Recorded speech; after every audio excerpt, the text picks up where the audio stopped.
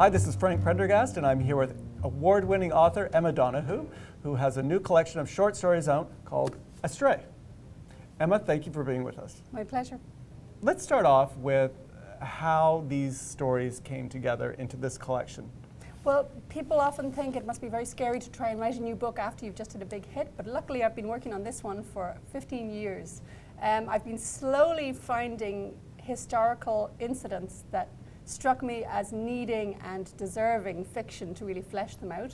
So it's 14 different stories. They're all about life-changing journeys, either to North America or within North America. And they're all about people who not only have traveled geographically, but have stepped over other borders like those of law or, changing their sex or interracial relationships or various other social lines in the sand. Well, and I guess part of your outsiderness, if that is a word, or how you've gone astray, is with your sexuality.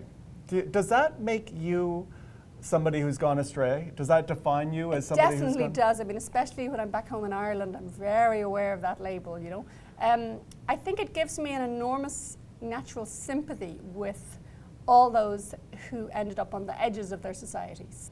And why is that?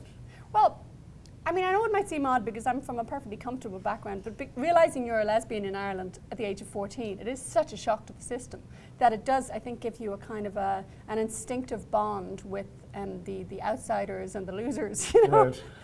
When you've had that experience of, I am the monster, if my friends only knew, they would hate me. You never quite forget that feeling, even if you end up perfectly comfortable and living in Canada.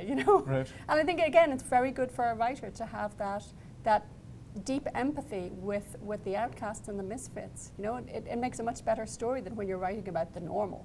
Right. It's interesting in this, and there seems to be more stories. It's a bit more weighted to somebody who might be considered trans than somebody who's considered gay. Maybe because dressing as the opposite sex was such an interesting way of crossing a boundary, that I've been writing about either butches or cross-dressing women from the beginning of my career, really. I did my first play about Anne Lister in 1820s Yorkshire, who used to stomp around looking so mannish despite the skirts that they called her Gentleman Jack, So I've got one story in this collection about a girl realizing on her father's death that he was actually female and she'd never known it. And she's, desperately trying to figure out her dad after he's gone, leaving no record of why he did it. So I'm very intrigued by cross-dressing and by other ways in which somebody might decide to change their life. And it often goes with emigration. The moment of the journey is the moment where you say, okay, new name, new identity. Yeah. So I think cross-dressing is just one way in which somebody can say, I'm going to be who I choose to be rather than whatever I was born into. You were doing a Twitter conversation a little while ago, and the topic was brought up about Room, and you want to win an Oscar. Well, yeah, that is my next plan, is to make a film of it which will be as good as the book. And that's my replacement dream, because I used to dream I'd win the Booker Prize, and then although I didn't win it, I got to be shortlisted and go to the ceremony. So once you've been there and actually eaten the polenta, it was very drippy polenta, suddenly it's not your dream anymore. Yes. So I've got the Oscars as my going to sleep fantasy, yeah. And where are the plans now with an adaptation? I'm in negotiations with filmmakers, shall we say, so watch this space. Okay. When will we expect some news on that, do you think? Okay. While I have you here, let's talk a little bit more about Room and how it could be read as a queer story. It rarely is, but I think it definitely can be, because after all, it's the story of an alternative family in a way. This mother and her child in the locked room, they are seen by outsiders when they finally escape as having been weirdly, impoverished and sort of damaged by their experience. But as far as they knew, as far as the child knew, they were happy and they had love. So as a lesbian mother living in a couple with 2 children, I'm frequently seen by outsiders as having a slightly odd family too. So I think it makes real sense to me that I would have written a book in which 2 people managed to create a really powerful sense of family in a situation that other people might go, ew. And how could we read the fact that the father, the male in this has in a way locked himself and everybody out? The male has been locked out.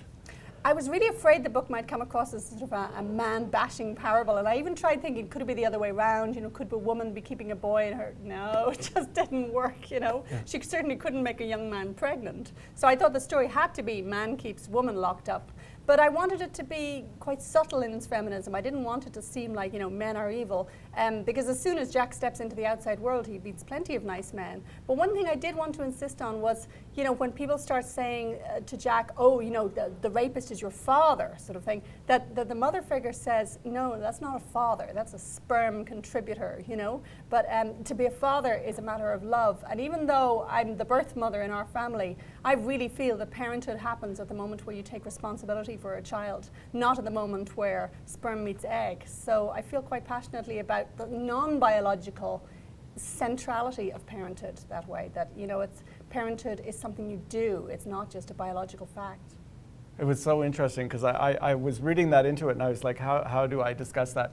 But as well, it hasn't been discussed anywhere else. This has not been read into it I think previously. It's come up once or twice, but no, it rarely comes up. In fact, most people would say that, you know, she used to be a lesbian author and now she's written a best-selling novel. So, you know, most people see no continuity between my previous work. But I think Room actually draws on both my queer storylines in the past and also on my historical fiction, because historical fiction is all about conjuring up a strange little limited world with less technology than we have now, and yet making it seem very natural and real for the people who are living in it. So you obviously have another project that you're working on. I'm now working on back to your trans narratives, I'm working on the story of a cross-dresser. She didn't actually pass as a man, but she wore pants and was frequently arrested for this. She was really the main focus of the San Francisco anti-cross-dressing laws in the 1870s. They used to arrest her about once a month and fine her and write her up in the papers as, you know, that wacky French frog-catching girl who's wearing pants again.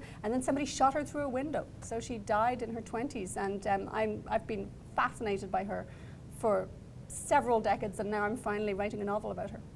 And again, the trans I know, subject. I just have a thing for masculine women, you know, in whatever century. Well, thank you very much. And the book, the collection of short stories is Astray, a great collection. And thank you very much for being with us.